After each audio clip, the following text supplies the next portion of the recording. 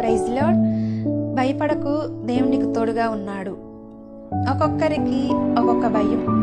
అప్పుల భయం, మరి ఒక్కరికి మ్యారేజ్ అవ్వట్లేదని, పిల్లలు కలగట్లేదని, నా లైఫ్లో నేను సెటిల్ అవ్వలేనని భయపడుతున్నారా? పరిశుద్ధమైన గ్రంథంలో హిజ్కియాని జ్ఞాపకం చేసుకున్నట్లయితే, ప్రవక్త వచ్చి నువ్వు మరణమవుతావు, నీ ఇల్లును నువ్వు చక్కబెట్టుకోమన్నప్పుడు హిజ్కియా భయపడకుండా గోడ తట్టు తిరిగి దేవునికి ప్రార్థన చేశాడు. ఆ యొక్క ప్రార్థన దేవుడు విని 15 సంవత్సరాలు ఆశను కలగజేశాడు. అట్టి రీతిగానే నీకు ఈరోజు కార్యాలు జరగలేదని, దేవుని అద్భుతమైన ఆశ్చర్యమైన కార్యాలు ఏవి నీ జీవితంలో లేవని నువ్వు చింతించకుండా దేవుని మీద ఆనుకుని ప్రార్థన ద్వారా దేవునిలో ముందుకు వేసినట్లయితే, దేవుడు నీ జీవితంలో కూడా హిజ్కియాకి ఏ రీతిగా చేశాడో ఆ రీతిగానే నీ కుటుంబంలో కూడా జరుగును.